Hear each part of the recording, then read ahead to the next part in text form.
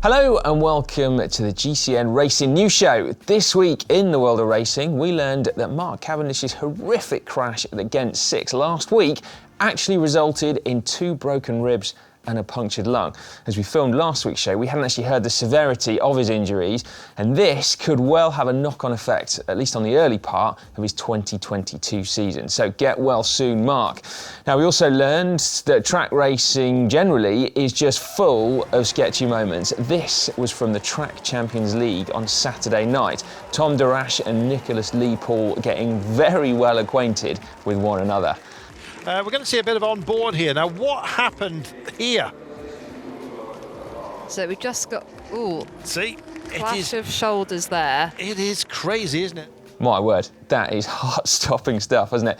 Now, the cyclo-cross season has, of course, been going full gas for the last couple of months, and we have been treated to some awesome racing, as you've quite possibly all been watching on GCN+. However, the men's competitions are just about to go up a gear with the return of the Three Kings, just in time for Christmas, in fact. We've got Wout van Aert, Mathieu van der Poel and Tom Pidcock, cycling's most versatile male cyclists, and they're all poised to begin their winter seasons.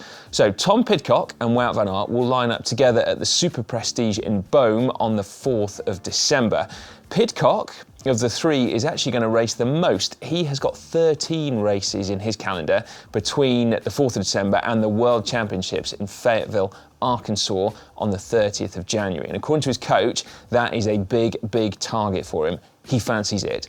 Wout van Aert, meanwhile, will race 12 times, but currently isn't due to travel to Fayetteville yet. His current schedule only runs up until the Belgian Nationals, which are on January the 9th, after which he'll make his decision on whether or not to make the trip to the USA for those World Championships. So of all the three of the riders, he will actually have the busiest programme. Now, Pidcock and Wout van Aert are going to race against one another 8 times. Mathieu van der Poel, meanwhile, won't actually be back in action until the 18th of December at the World Cup in Ruchven, the day before one of my personal season highlights, the World Cup in Namur. Now, Wout van Aert won't be at either of those, but Pidcock is going to be at both. So he and Mathieu van der Poel in total will square off against one another 8 times this season, including that stateside trip where Mathieu van der Poel is going to line up for a tilt at what would be his 5th World Senior title, which is super exciting, isn't it? Now, that will cap off Van der Poel's 11-race mini-season. The reason for the delayed start to his, by the way, is an Alpecin Fenix team training camp that takes place at the beginning of December. Now, according to Velo News and through subsequent Googling, the three amigos will race head-to-head only 3 times this season. So the first date for your diary is Boxing Day, the 26th of December, and the World Cup at Dendermonde. Then a Super Prestige in Diegem on the 29th of December, and then finally the World Cup in Hulst on the 2nd of January. So the question is, who is going to come out on top? Well, according to the form guide from last season, you'd think it's got to be Mathieu van der Poel at the top of the tree, right? He won 10 out of the 14 races that he rode last year. However, Wout van Aert did get the better of him in Dendermonde last year in horrifically muddy conditions. Well, in fact, he didn't just get the better of him, he put 3 minutes into Van der Poel. And let's not forget that Wout van Aert still won the World Cup overall last year. So it's definitely not a done deal between those two. And where then does that leave Tom Pidcock? Well, he took only one big cyclocross win last year in Havre, where he did beat Mathieu van der Poel. But is it any surprise that he didn't beat them more when his name doesn't neatly fit into an acronym like WVA or MVDP? Perhaps we should just start calling him PDK and see if that speeds him up. No, he is the youngest of the three, of course, and seemingly going from strength to strength. So it's not a big stretch of the imagination to think that he could very well have stepped it up a gear for 2021 cyclocross season. And let's face it, if he has gone 1 gear higher, he will probably be the rider to beat. Now, honestly, I think in those 3 races, our 3 amigos could take 1 race apiece. But what about the rest? Well, Elizabeth has, of course, been on fire this year so far, and it's going to be fascinating to see how he fares against those big 3.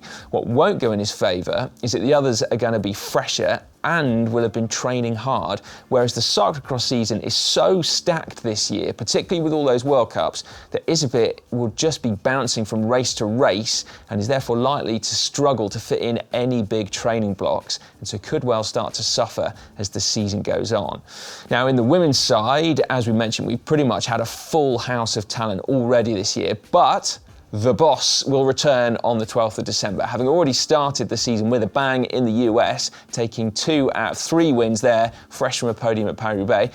Marianne Vos is going to race 7 times over this second part of the season and may well, in fact, return to the US for Fayetteville as well. Her first race back is going to be the Val de Sol World Cup, where there are rumours afoot of snow cannons, which will ensure a winter wonderland of a cyclocross race, ripe for the Winter Olympics. Hint, hint, IOC. We shall wait with interest. Right, now let's crack on with some results, shall we? Sticking with cyclocross briefly, the big news from the weekend was an epic World Cup in Besançon, with Lucinda Brand taking the women's race ahead of a standout performance from Canadian rider Magali Rochette and Denise Betsemer in third. In the men's race, Elie Isabit took the win from Tunet and the under-23 world champion Pim Ronhaar in third. Now, interestingly, only 2 male riders younger than him have ever been on a World Cup podium before. Some chap called Wout and then another called Mathieu something or other. Illustrious company then for Ronhaar. A crash from Tunet on the penultimate lap gave Isabit a slender advantage, but he had a nervous moment on the last lap when he slipped on a very muddy bank and had one of those heart-stopping moments that all cyclocross riders dread. Will you actually even be able to make it to the top to complete your race?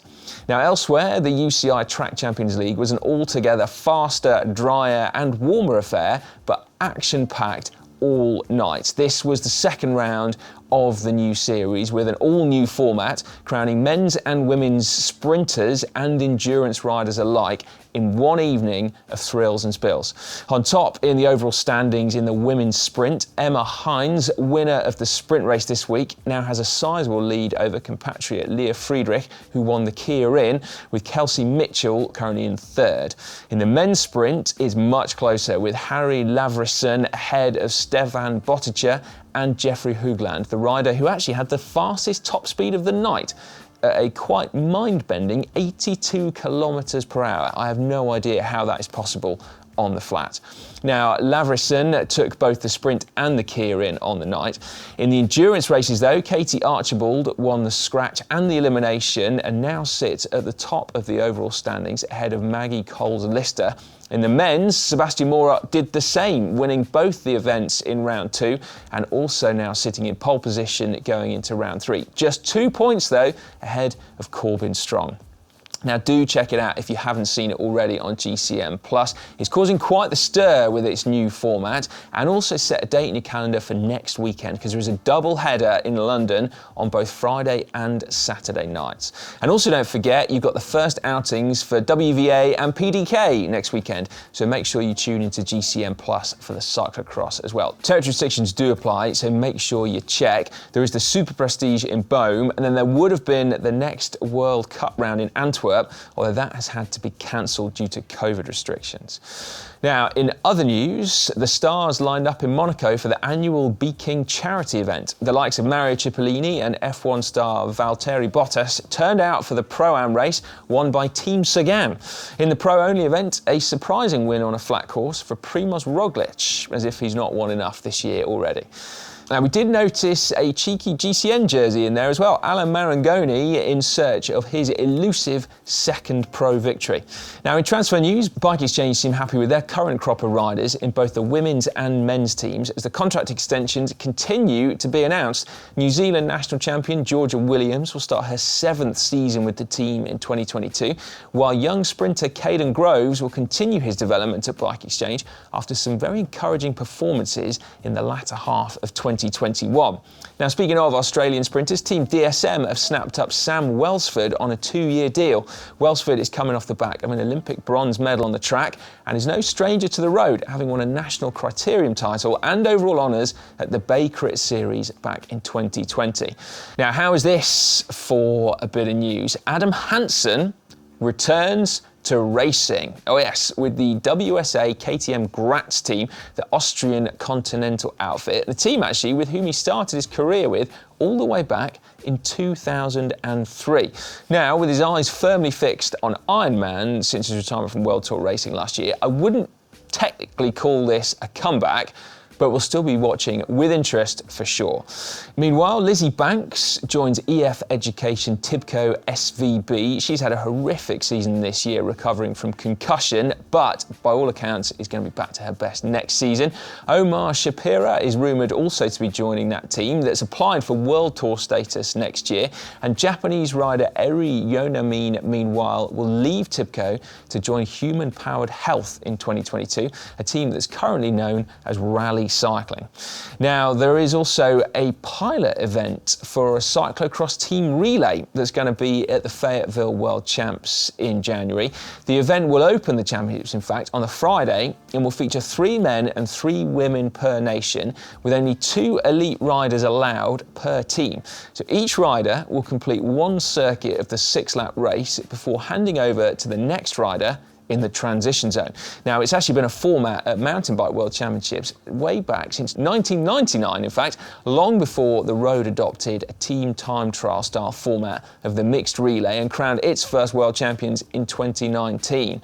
So, what do you lot think about team relays at the World Championships? Credible events or a bit of a gimmick? Let us know in the comment section down below.